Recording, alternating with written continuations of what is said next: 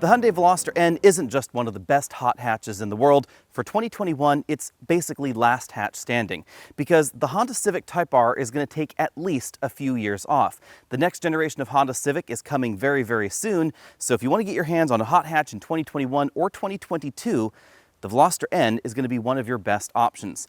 If you want to spend more, obviously there are all-wheel drive vehicles like the upcoming Golf R or the Mercedes-Benz GLA. They have AMG versions with all-wheel drive, but nothing is going to be quite as affordable as this Veloster N. This sticks to the basic hot hatch formula, with front-wheel drive, a limited slip differential, and a lot of horsepower under the hood. But for 2021, there's some additional tweaks. Fortunately, Hyundai abides by the philosophy of, if it's not broken, don't fix it. So everything that you loved about the Veloster N is still here for 2021. But some of the things that folks weren't too crazy about are gone. We have new seats that are much more comfortable than the outgoing ones. We have a new 8-speed dual-clutch transmission that is better able to handle the demands of a high-performance drivetrain like this. It offers better cooling and smoother day-to-day driving performance. The performance package is now standard rather than optional, and there's some additional tweaks all the way around the vehicle.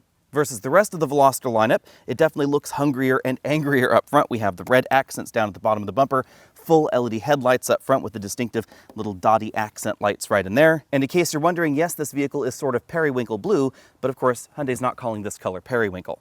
Because the performance package is now standard, we get 19-inch wheels with 235 with summer tires standard. All seasons are interestingly not an option on the Veloster N, although logically you could do that yourself aftermarket if you needed to. We also have the high-performance N brakes right up front.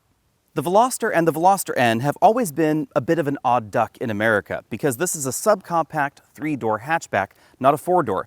So over here on the passenger side, we have one door, and on the driver's side, we have a slightly longer driver's door, so the pillar is not in the same position on each side. This is also not quite as hatchy as some of the competition, so the rear definitely has more of a sloped profile, but it's not as lift back or notch back or sport back, I guess you'd say, as the Civic Type R. The Civic Type R is 179 inches long, so it is considerably longer than this, but oddly enough, you don't get a full foot more interior room. It actually has only 2 inches of extra legroom versus the Veloster N, and about 5 cubic feet extra cargo capacity. So the two vehicles are a little bit more comparable than you might think, although the Veloster N is certainly narrower than the Civic.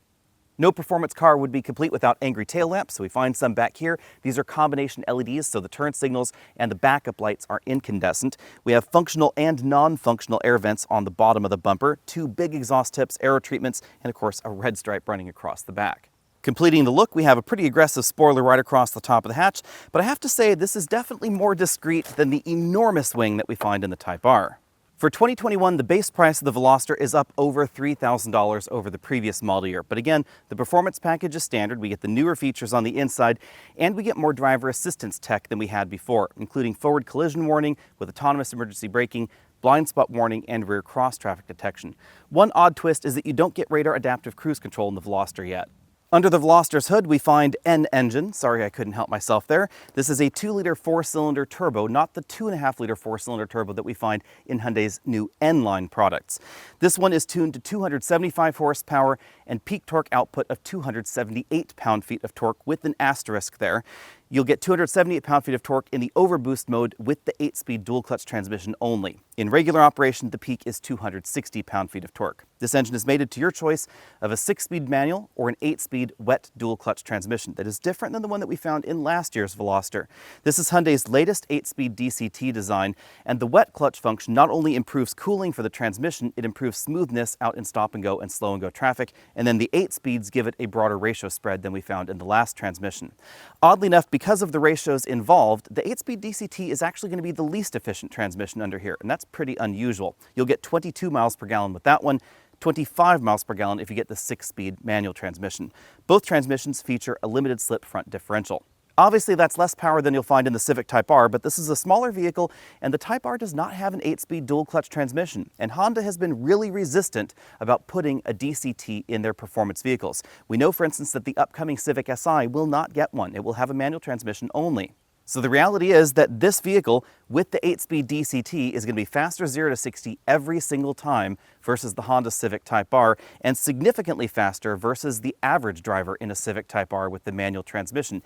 Even professional drivers have not been able to beat just the average Joe in this vehicle with the 8 DCT. However, manual transmission to manual transmission, it will depend on exactly how good you are at the clutch. All things being equal, with the manual, this should be a little bit slower.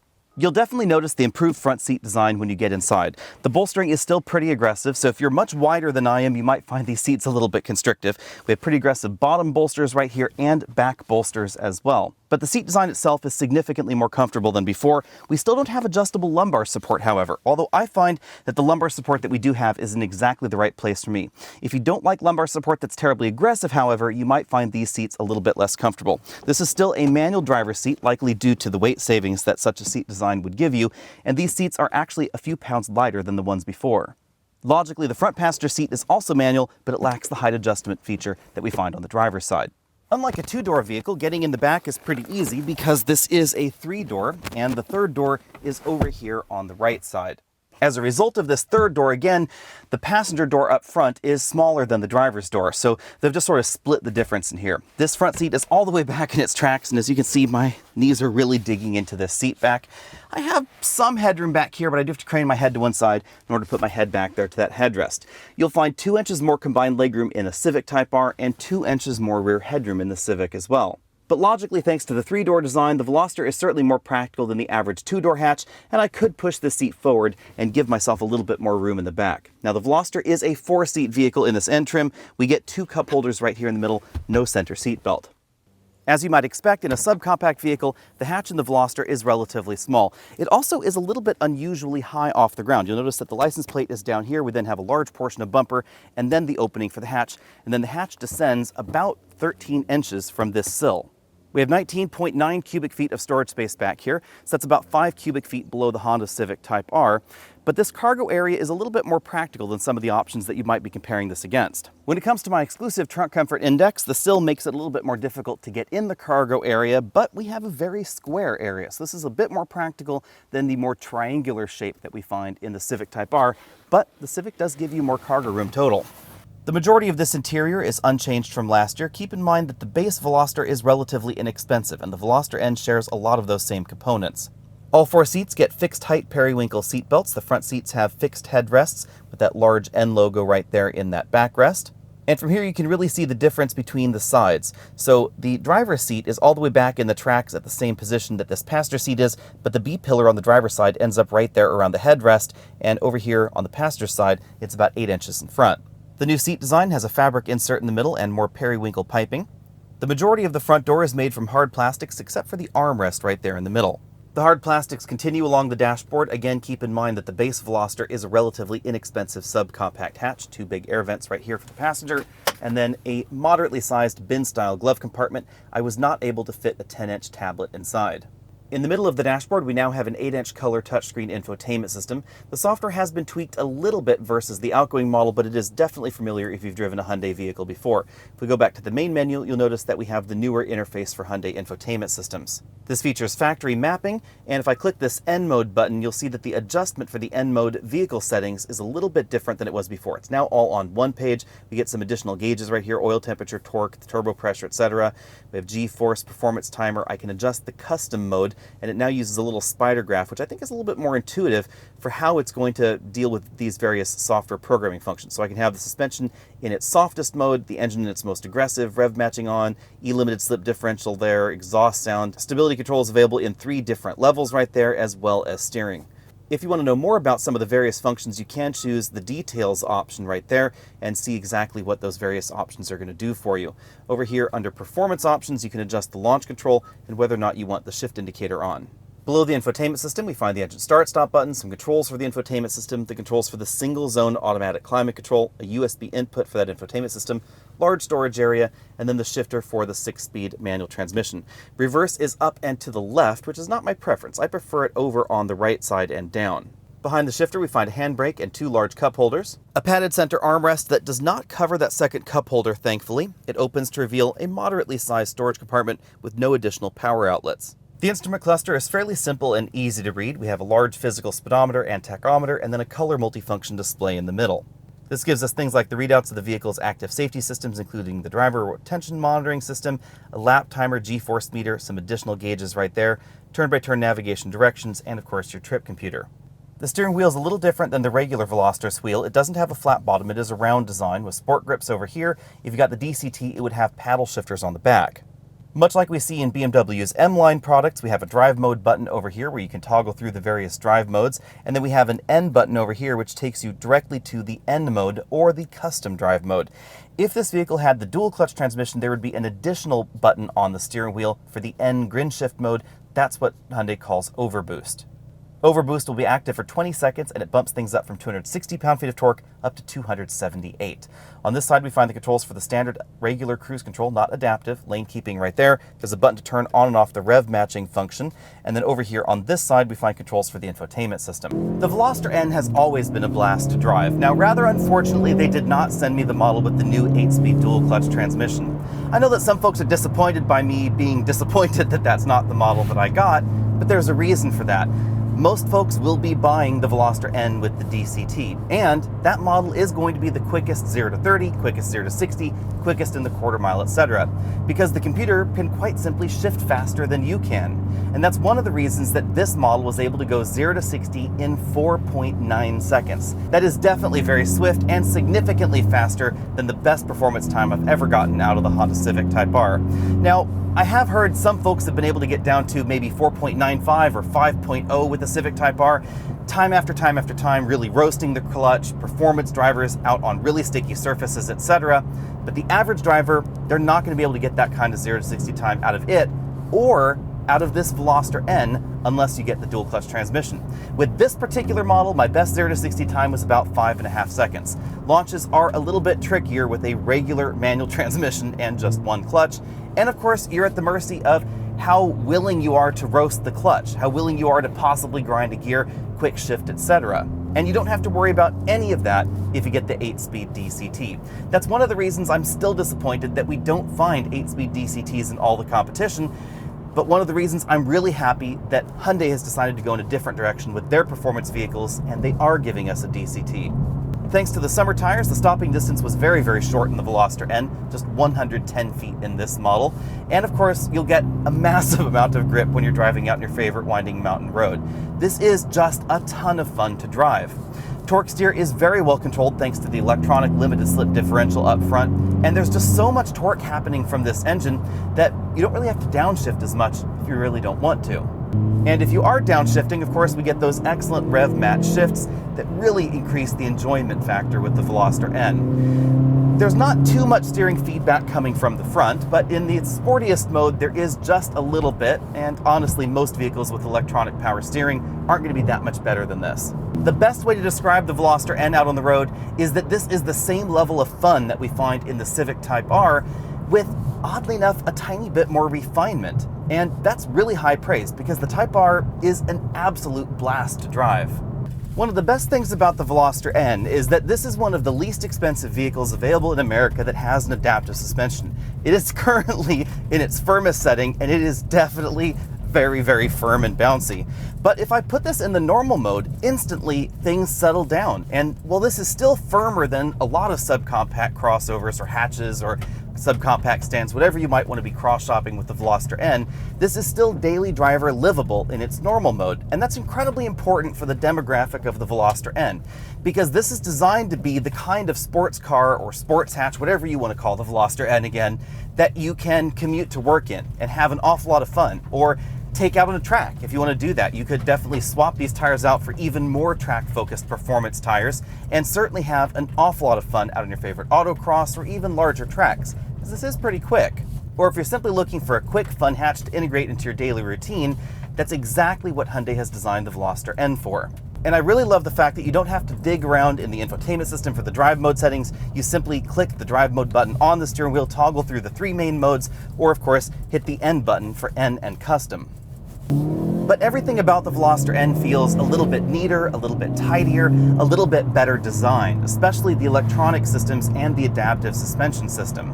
The one exception is cabin noise. At 50 miles an hour, I measured 74.5 decibels in here, which is pretty similar to the very limited edition of the Civic Type R that's had essentially all of its sound deadening removed. Especially out on a rougher road surface, you'll notice that this is definitely going to be louder than a Volkswagen Jetta GLI or a Golf GTI.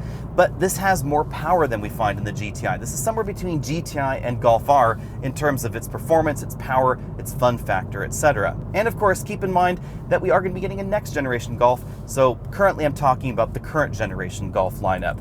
Over a week of mixed driving, I've been averaging just under 24 miles per gallon, so that is a little bit below the EPA score, but I can certainly forgive the Veloster N for that because I have been driving this pretty hard. This is just so much fun to drive. The limits of grip are exceptionally high thanks to the tires, the suspension system is really well dialed in, and the steering is definitely a willing partner out in your favorite winding mountain road. And if I wanted to take it to the next level, I could put it in the full-on N mode and really firm up the suspension, but I find the comfortable suspension setting to be just fine actually. It definitely is less bouncy out on a rougher road like the one that I'm on here. This is still a paved road obviously, but it's not the best paved road in the world, and the stiffest suspension mode is just a little bit too firm for my tastes. But again, custom mode really solves that problem. If you're looking for an absolute blast under $35,000, you should definitely put the Veloster on your list.